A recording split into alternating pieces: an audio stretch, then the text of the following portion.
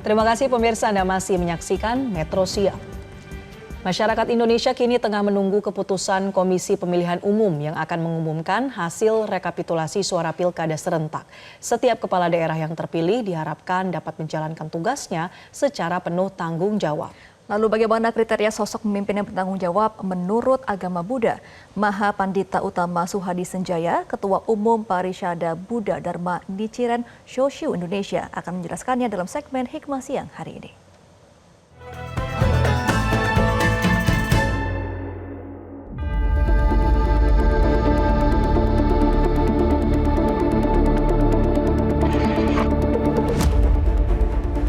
Romo Pilkada 2024 secara serentak ini kan telah dilaksanakan dan hari ini KPU akan mengumumkan. Nah, kalau Romo sendiri melihat jalannya Pilkada tahun ini seperti apa? Ya, kita baik. Namyo Rengekyo. Terima kasih, ketemu lagi. Tentu pertama-tama saya mensyukuri ya semua sudah berjalan dengan selamat, dengan aman, nah, kemudian semua juga sudah terlaksana dan sudah selesai pemilihan kepala daerah itu. Saya kira seperti ini tanggapan saya untuk melihat pemilihan kepala daerah secara keseluruhan. Saya kira itu. Ya tentu kan kita berharap ya Romo bahwa yang terpilih di Pilkada serentak 2024 ini adalah pemimpin yang adil dan amanah. Nah kalau dari sudut pandang Buddha, memandang pemimpin yang adil dan amanah ini seperti apa? Ya yang paling mikirin, wah ini menarik sekali. Ya, jadi dalam perspektif agama Buddha, ya khususnya agama Buddha yang berdasarkan Sadharma Pundarika Sutra,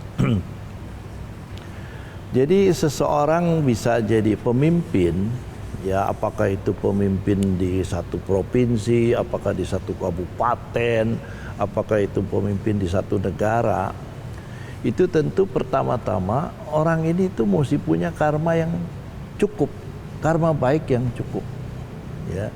Jadi artinya orang tersebut ya sudah cukup membuat karma-karma baik. Ya selama ini ya saya berbicara tentang sebenarnya agama Buddha itu berbicara tentang 3 masa lampau, sekarang dan akan datang. Tapi karena bicara ini umum ya saya berbicara pada perspektif sekarang saja ya. Jadi pada masa kehidupan sekarang ini paling tidak orang yang bersangkutan itu sudah betul-betul membuat sebab baik yang cukup. Ya, jadi karma itu kan hasil perbuatan, hasil dia membuat sebab.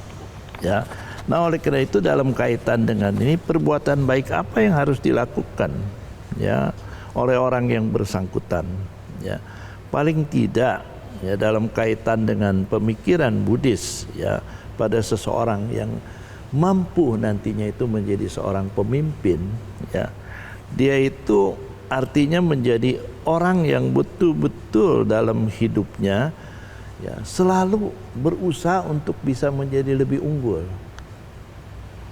Unggul dalam hal membuat kebaikan. Ya. Unggul dalam hal melakukan sesuatu yang bisa memberi manfaat kepada orang lain. Itu sebab pertama. Kemudian di samping itu, orang yang bersangkutan juga mampu menjalankan pantangan atau sila di dalam agama Buddha itu. Ya, jadi artinya itu memang dia cukup menjalankan sila, cukup menjalankan pantangan. Jadi seseorang itu di dalam perspektif agama Buddha, dalam pandangan agama Buddha, dia juga harus menjalankan pantangan-pantangan. Artinya dia itu mampu melatih dirinya untuk tidak melakukan ini yang intinya tidak melakukan hal-hal yang tidak baik. Jadi seseorang pemimpin itu dia tahu mana yang baik, mana yang tidak baik. Ya. Mana yang bisa memberikan manfaat kepada orang lain, mana yang merugikan orang lain. Ya, jadi paling tidak sila yang harus dia jalankan itu paling tidak pertama tidak membunuh. Ya, kemudian juga tidak mencuri. Ya, atau merampok, ya termasuk tidak korupsi. Ya. Kemudian tidak berzina. Ya. Kemudian juga tidak berdusta. Tuh, ya. Kemudian juga tidak memujuk merayu-rayu begitu. Merayu-rayu artinya bukan merayu-rayu tapi melakukan sesuatu yang akhirnya itu menjerumuskan, memujuk dalam kaitannya dengan hal ini, ya. Kemudian tidak melakukan caci maki. Tuh, ya. Kemudian sekarang ini kan kadang-kadang di dalam wawancara ini Metro itu kan suka caci maki orang. Sebenarnya itu harus dikurangi, bahkan sebenarnya harus ditiadakan. Kita bisa santun bicara, ya. Kemudian tidak berlidah dua. Tuh apa sekarang suka kepo. Kemudian juga tidak serakah. Kemudian tidak emosional. Kemudian juga tidak bodoh. Tidak bodoh itu mampu melihat kebenaran, mampu melihat kebaikan. Ya. Nah, kemudian di samping itu dia pun terus melatih diri.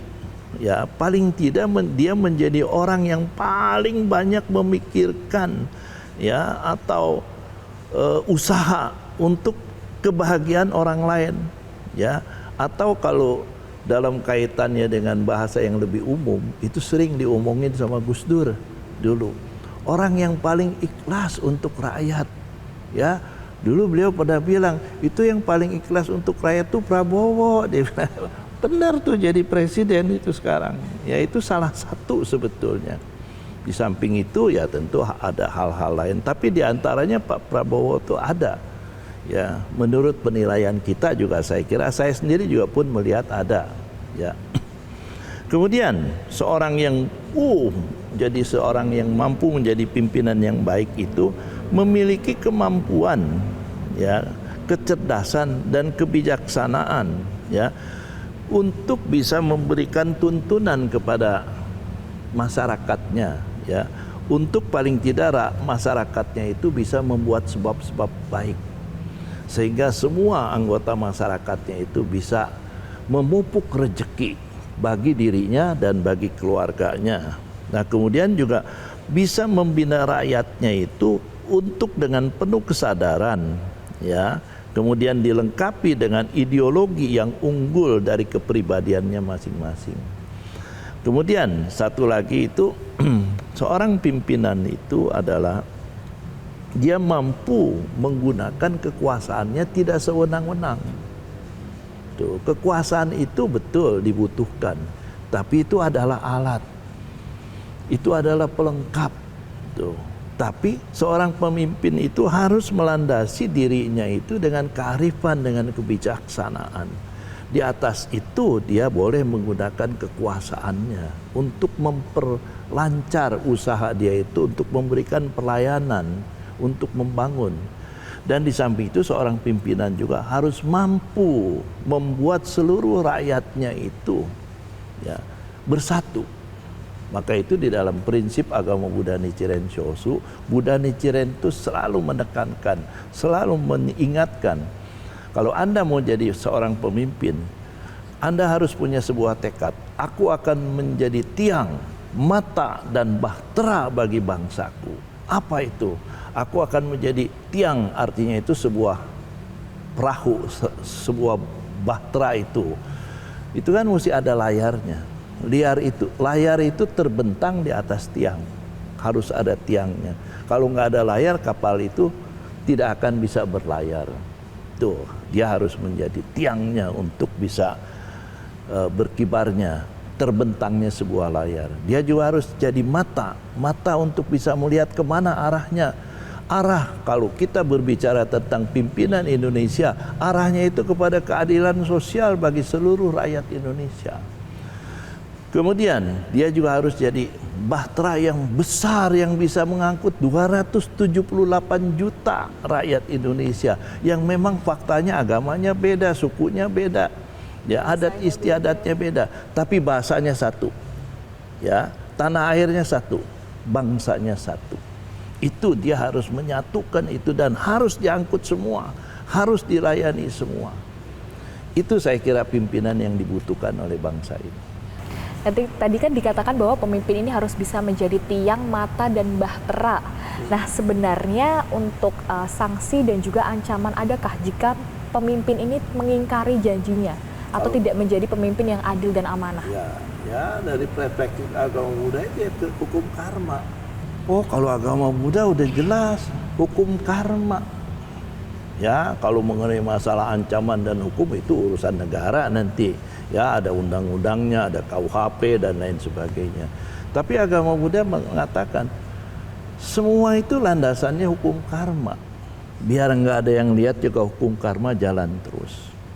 Kenapa? Karena di dalam ajaran Nichiren itu dikatakan setiap manusia itu di pundak kiri, di pundak kanannya itu ada 2 dewa. Ya, ini adalah bukan beneran dewanya itu. Artinya itu di sebelah kiri ada dewa yang namanya Dosyo. Sebelah kanan ada dewa yang namanya Domyo. Ngapain kerjanya tuh dewa? Diam di pundak kita. Nyatet kita punya perbuatan. Yang sebelah kiri menyatet perbuatan-perbuatan yang baik, sebelah kanan perbuatan-perbuatan yang buruk. Semua sudah dicatat dan nggak bisa diremisi loh. Ya, nggak bisa juga minta gerasi kepada presiden. Ya, ini langsung jadi akibat. Semua masuk ke gudang karma, kemudian nunggu nanti tepat waktunya, tepat jodohnya akan jadi imbalan bagi orang yang bersangkutan. Baik maupun buruk. Begitu. Romo, terima kasih banyak untuk obrolannya hari ini. Bagaimana kita bisa memilih pemimpin yang adil dan amanah dari sudut pandang Buddha. Semoga di pilkada serentak ini seluruh pemimpin bisa menjadi pemimpin yang memikirkan masyarakat ya Romo ya. Ya, terima kasih sama-sama. Semoga dialog kita ini bermanfaat. Amin. Dan memberi kebaikan untuk bangsa. Terima kasih. Ya pemirsa, demikian segmen dari tema pentingnya memilih pemimpin yang adil dan amanah pada segmen Hikmah Siang hari ini. Dan sampai jumpa di segmen selanjutnya.